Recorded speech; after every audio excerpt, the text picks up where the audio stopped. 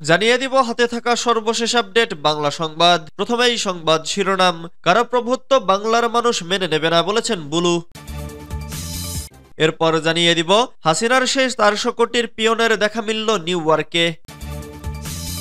এদিকে ধর্মবর্ণ মতের ঊর্ধ্বে আমরা সবাই একই পরিবারের সদস্য বলেছেন ডক্টর ইউনূস। এরপর জানিয়ে দিব আমরা বিএনপি পরিবার গঠনের ব্যাখ্যা দিলেন তারেক রহমান।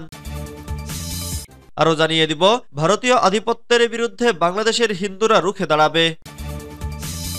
সর্বশেষ জানিয়ে দিব মাধবপুরে 3.5 কোটি টাকার ভারতীয় শাড়ি ও কসমেটিক্স জব্দ। এতক্ষণ শুনছিলেন সংবাদ শিরোনাম, এবারে বিস্তারিত। তবে অনুরোধ থাকবে ভিডিওটিতে একটি লাইক করবেন এবং কমেন্ট করে জানিয়ে দিবেন কোন জেলা থেকে আপনি আমাদের এই ভিডিওটি দেখছেন। কারো প্রভুত্ব বাংলার মানুষ মেনে নেবে না বলেছেন বুলু। অন্য কোনো দেশ বাংলাদেশের ওপর প্রভুত্ব করবে এটা মেনে নেওয়া হবে না বলে মন্তব্য করেছেন কেন্দ্রীয় বিএনপির ভাইস চেয়ারম্যান বরকত উল্লাহ বুলু। বরকত উল্লাহ বুলু বলেন, আমাদের দেশের সঙ্গে কারো বৈরিতা নেই, আমাদের সঙ্গে সবার বন্ধুত্বই থাকবে, কিন্তু আমাদের ওপর কেউ প্রভুত্ব করবে বাংলাদেশের মানুষ এটা মেনে নেবে না। বৃহস্পতিবার 5 ডিসেম্বর দুপুরে কুমিল্লা জেলা শিল্পকলা একাডেমিতে আয়োজিত বিএনপির কুমিল্লা বিভাগীয় সাংগঠনিক সভায় প্রধান অতিথির বক্তব্যে তিনি এসব কথা বলেন। বিএনপির ভাইস চেয়ারম্যান বরকতুল্লাহ বুলু বলেন, দেশের স্বার্থে আমরা সবাই ঐক্যবদ্ধ। ভারত উপমহাদেশের বৃহৎ প্রতিবেশী দেশ। আমরা চাই জিয়াউর রহমান যে সার্ক গঠন করেছেন সেই সার্কের আলোকেই উপমহাদেশের রাজনীতি চলবে। তিনি আরো বলেন, আজকে যে সংকট 1971 সালেও এমনই সংকট সৃষ্টি হয়েছিল। আমি রাজনীতি ছেড়ে দেব, শেখ পরিবারের একজন মানুষও যদি মুক্তিযুদ্ধের রণাঙ্গনে সরাসরি যুদ্ধ করে থাকেন। দেশের সংকটে আমরা সবাই ঐক্যবদ্ধ, দেশের সব রাজনৈতিক দল ঐক্যবদ্ধ। এ সময় বিশেষ অতিথি হিসেবে উপস্থিত ছিলেন কুমিল্লা দক্ষিণ জেলা বিএনপির আহ্বায়ক হাজী আমিনুর রশিদ ইয়াসিন, কেন্দ্রীয় নির্বাহী কমিটির কর্মসংস্থান বিষয়ক সম্পাদক জাকারিয়া তাহের সুমন প্রমুখ। হাসিনার সেই 400 কোটির পিয়নের দেখা মিলল নিউ ইয়র্কে।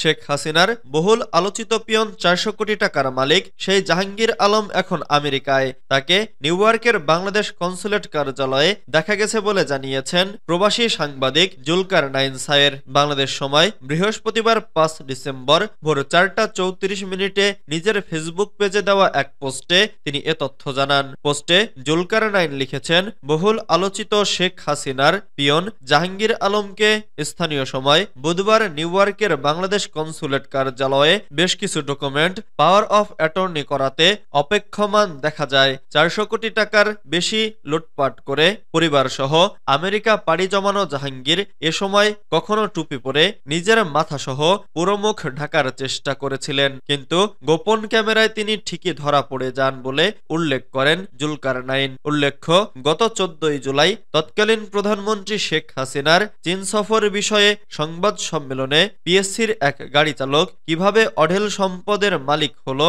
জানতে চেয়েছিলেন সাংবাদিকরা। এ প্রশ্নের জবাবে শেখ হাসিনা তখন বলেন, আমার বাসার একজন পিয়ন ছিল, সেও নাকি 400 কোটি টাকার মালিক, হেলিকপ্টার ছাড়া নাকি চলে না। পরে তাকে ধরা হয়েছে, খোঁজ খবর নেওয়া হয়েছে। এরপর আলোচনায় আসেন জাহাঙ্গীর আলম। আওয়ামী লীগ সরকারের আমলের এই দুর্নীতির চিত্র তুলে ধরে দেশজুড়ে নানা আলোচনা হতে থাকে।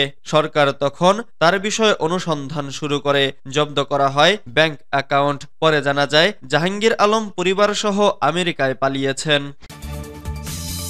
ধর্মবর্ণ মতের ঊর্ধ্বে আমরা সবাই একই পরিবারের সদস্য বলেছেন ডক্টর ইউনূস।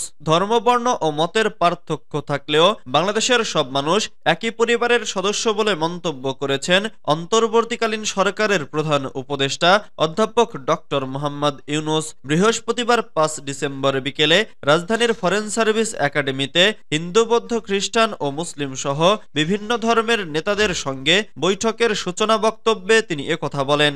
অধ্যাপক ইউনূস বলেন, আমাদের নানা মত, নানা ধর্ম থাকবে, নানা রীতিনীতি থাকবে, কিন্তু আমরা সবাই একই পরিবারের সদস্য, এটাতে জোর দিয়েছিলাম। শত পার্থক্য থাকা সত্ত্বেও আমরা পরস্পরের শত্রু নই। আমাদের জাতীয়তা পরিচয়ের প্রশ্নে এক জায়গায় চলে আসি, আমরা বাংলাদেশি এক পরিবারের সদস্য। প্রধান উপদেষ্টা বলেন, শপথ গ্রহণের পর শুনতে আরম্ভ করলাম সংখ্যালঘুদের ওপর নির্যাতন হচ্ছে, তখন মনটা খারাপ হয়ে গেল। এর পরপরই ঢাকা ঢাকেশ্বরী মন্দিরে গেলাম, সেখানেও বললাম আমরা একই পরিবারের সদস্য। তিনি বলেন, সব দাবি দেওয়া বাদ দিলেও একটা দাবি পরিষ্কার, আমাদের সবার সমান অধিকার, বলার অধিকার, ধর্মের অধিকার, কাজকর্মের অধিকার। সেটা এসেছে সংবিধান থেকে, যেটা নাগরিক হিসেবে প্রাপ্য, রাষ্ট্রের দায়িত্ব সেটা নিশ্চিত করা। অধ্যাপক ইউনূস বলেন, শুনলাম এখনো সংখ্যালঘুদের ওপর হামলা হচ্ছে, তাই আমি সবাইকে নিয়ে বসলাম এটা থেকে কিভাবে উদ্ধার হওয়া যায়।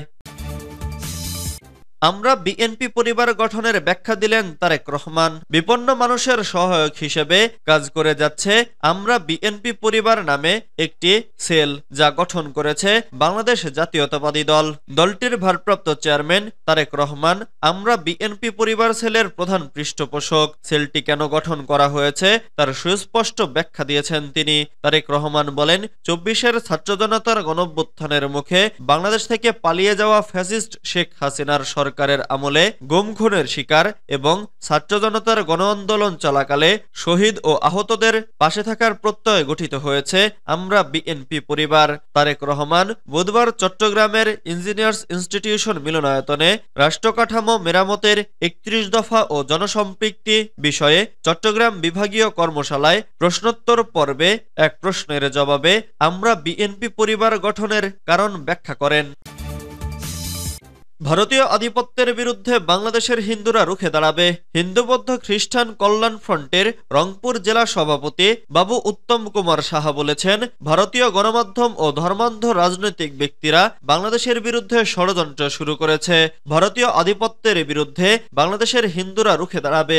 হিন্দুরা এদেশে ভালো আছে, তাদের নিয়ে কোনো ধরনের ষড়যন্ত্র করতে দেওয়া হবে না। বৃহস্পতিবার ৫ ডিসেম্বর বিকেলে রংপুর নগরীর গ্র্যান্ড হোটেল মোড়ে বাংলাদেশের বিরুদ্ধে ভারতীয় মিডিয়ার অপপ্রচার ও ভারতীয় উগ্রবাদীদের বাংলাদেশের সাম্প্রদায়িক সম্প্রীতি বিনষ্টের অপচেষ্টার প্রতিবাদে বিক্ষোভ মিছিল ও সমাবেশ করেছে হিন্দু বৌদ্ধ খ্রিস্টান কল্যাণ ফ্রন্ট। কর্মসূচিতে সংহতি জানিয়ে যোগ দেন বিএনপি ও দলের নেতারা। মিছিল পূর্ব সমাবেশে হিন্দু বৌদ্ধ খ্রিস্টান কল্যাণ ফ্রন্টের নেতারা বলেন, বাংলাদেশের বিরুদ্ধে গভীর ষড়যন্ত্রে মেতে উঠেছে ভারত ও দেশের মিডিয়াগুলো দিনের পর দিন ধরে অপপ্রচার চালিয়ে যাচ্ছে, কিন্তু বাংলাদেশের হিন্দুরা অন্য যে কোনো দেশের চেয়ে এখানে নিরাপদে আছে।